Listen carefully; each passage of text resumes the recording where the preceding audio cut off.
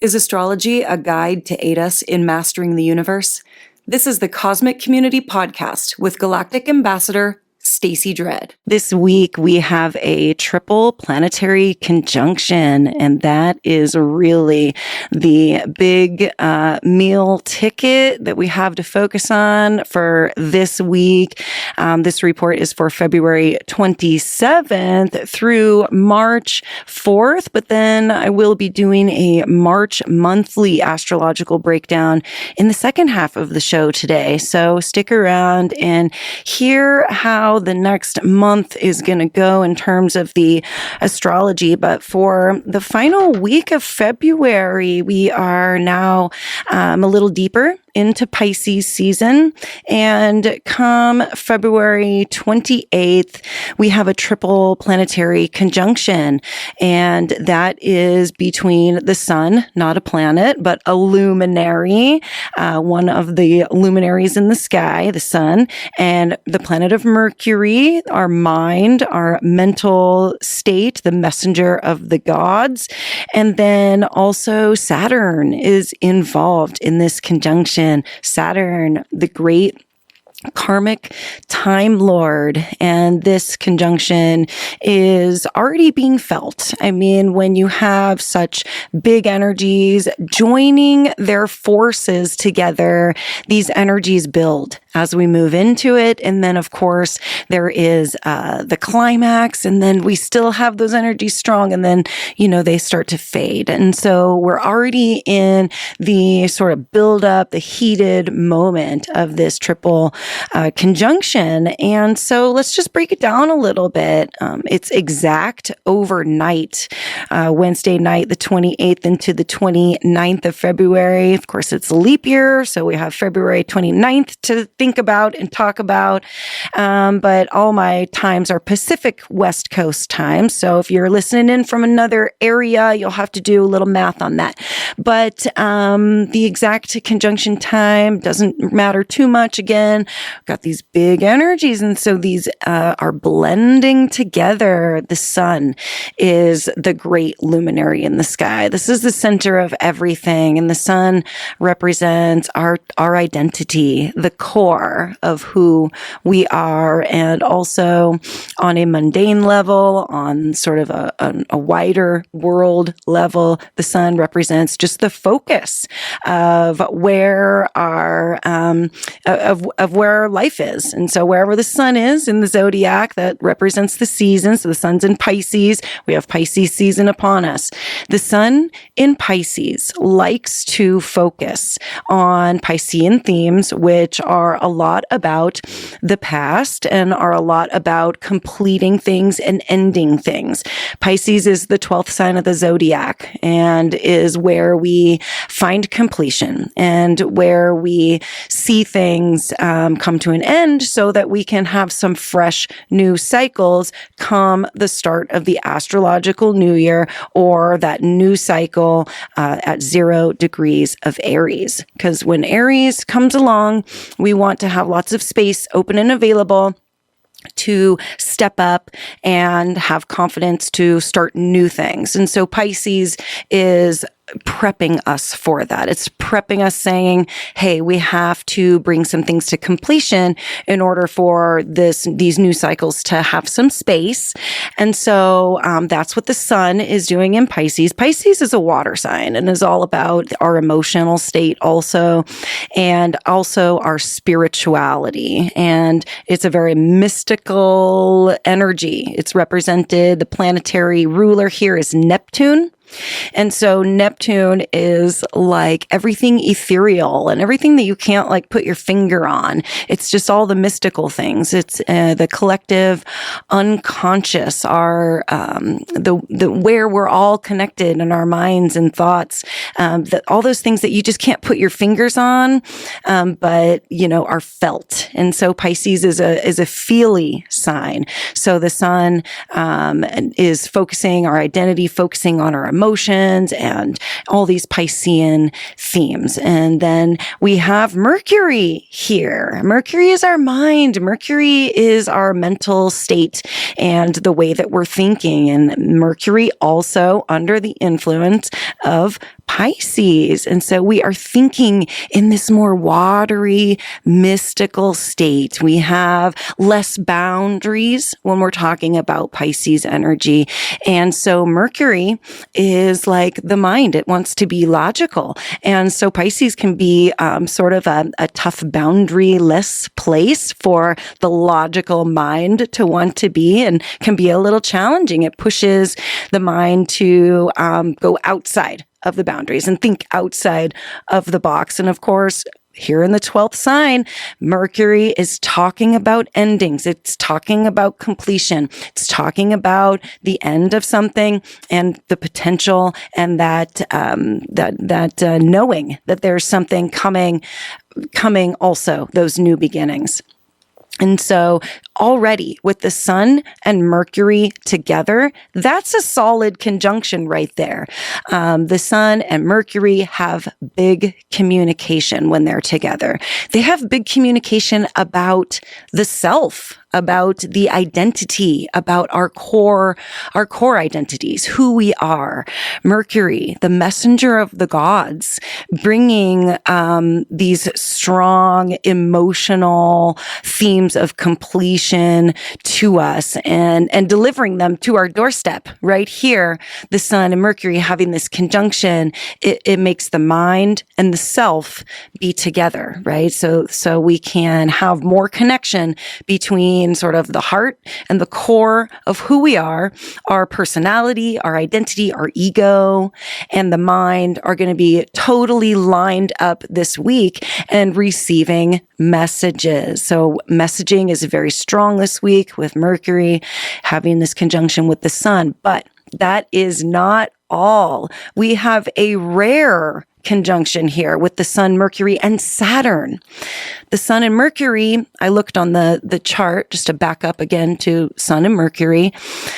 They have indeed 6 conjunctions in 2024. February 28th, tomorrow, April 11th, June 14th, August 18th, September 30th, and December 5th. The Sun and Mercury are going to have conjunctions. So these are not rare, right? A handful of times that we get these big points where the messenger of the gods brings and delivers these messages to our doorstep, cluing us in to parts of our identity and parts of ourself that we need. And so 6 times this year, we're going to see this conjunction happen. But in Pisces, this Sun Mercury conjunction won't happen again until 2026. So we have a rare opportunity to have these Piscean themes come through. And with Saturn here, this is a more rare conjunction. Saturn brings in so much more to this story that it's fun. It makes it more layered. And Saturn, being the time lord, the karmic ruler, really brings in interesting pieces to this. Saturn is going to bring in some other interesting energies. Saturn is more of a tough energy. It's more about responsibility and reality and boundaries and limitations and time limits, and even focuses more on the past and the past themes, things that have happened in the past. We can be really focused on, things that have already happened when Saturn's around. This is definitely one of those energies that is going to make things feel a little harder. Like it brings in those responsibilities and those boundaries. And so Saturn is going to be more of an opportunity here to have a serious, more ambitious conversation with ourselves. Wherever Saturn goes, it's like pretty serious. And so we bring in a more serious vibe to this Sun-Mercury conjunction with Saturn.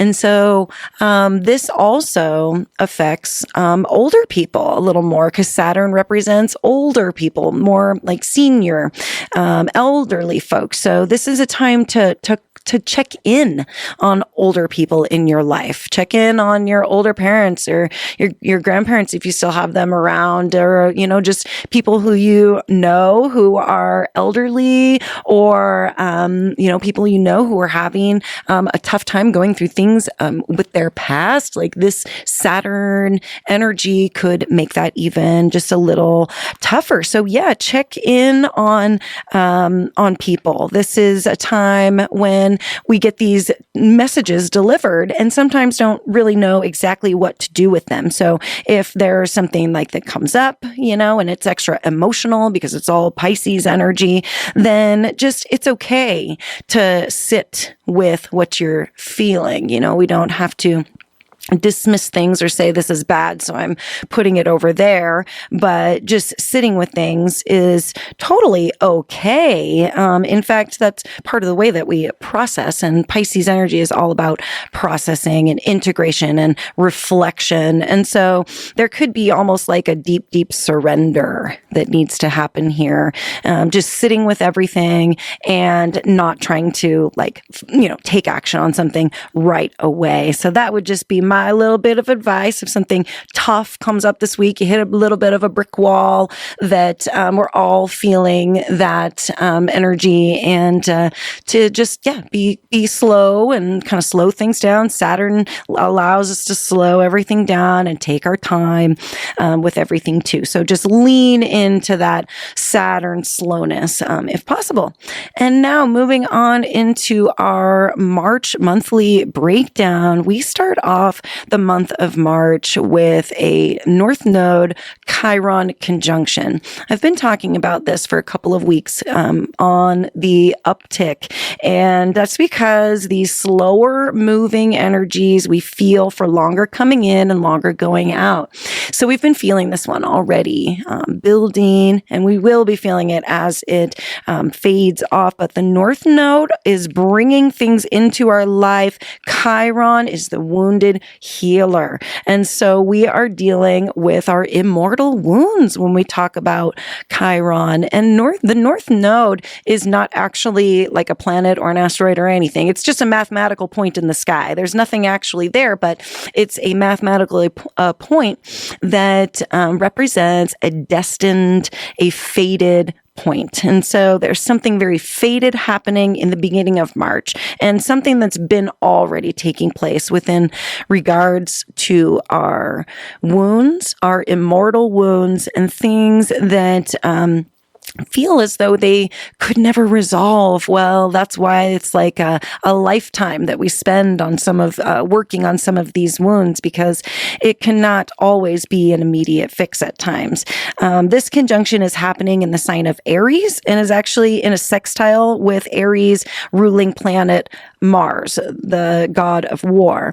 And so this there could be a physical toughness to this. Sextile is very slippery and allows things to happen quickly. And so there could be Mars, something that happens kind of fast, some action that's taken, something physical that takes place that really signifies this North Node Chiron conjunction dealing with our immortal wounds. Mars in Aquarius is already bringing changes and stirrups. Aquarius is that energy of something spontaneous happening, a surprise. So very powerful forces at play here in regards to this North Node Chiron conjunction at 17, 18 degrees of Aries in the beginning of March.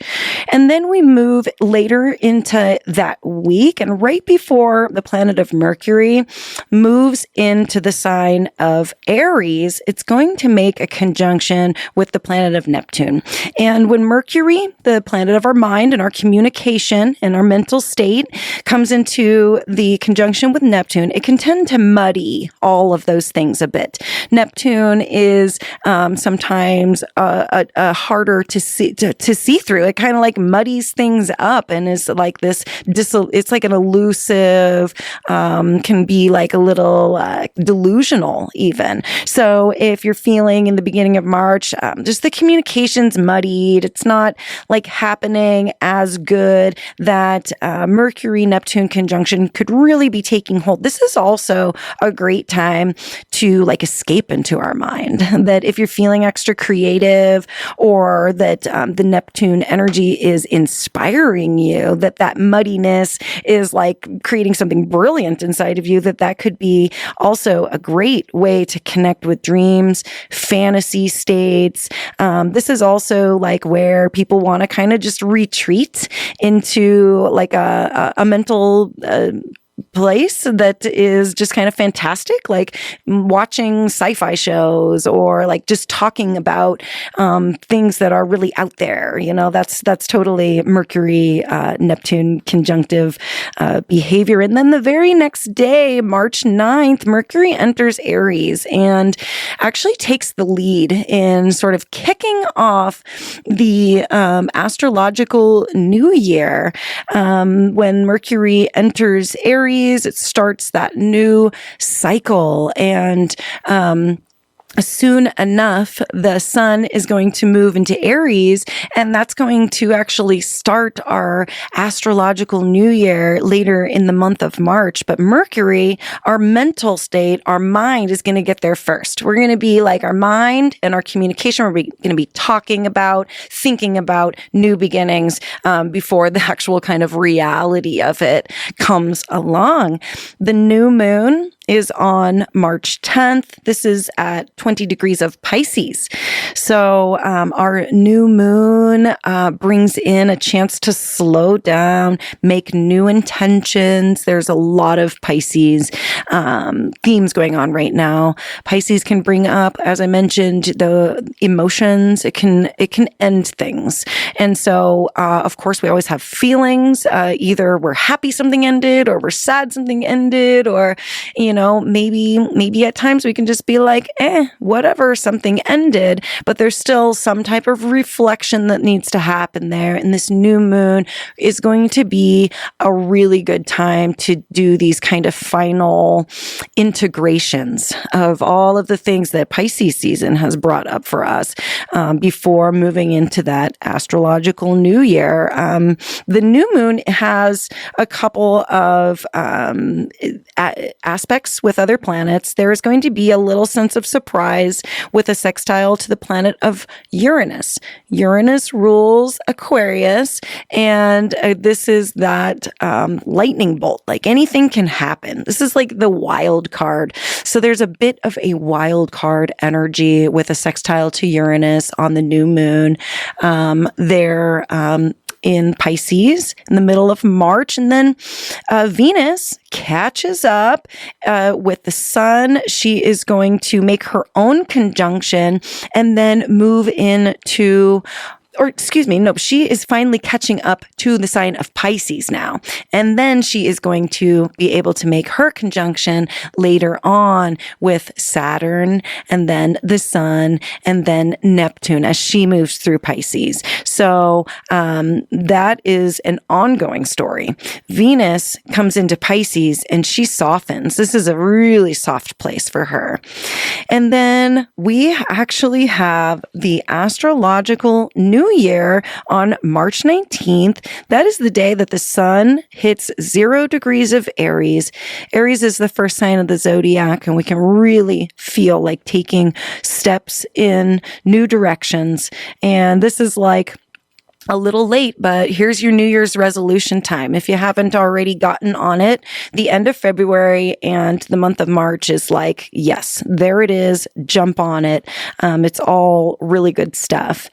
More Pisces energy even comes in as Mars enters to Pisces on March 22nd and jumps in to the mystical ocean with his counterpart, Venus, his cosmic lover. And they will be traveling through the sign of Pisces together through the end of March. And then March 25th brings our full moon. This is the full moon in Aries, this is the full moon in Libra. And this is actually our lunar eclipse. We have eclipses coming up. That's right. Eclipse season came very quickly this year. And this is the chance to take a slingshot in any direction that you would like to go.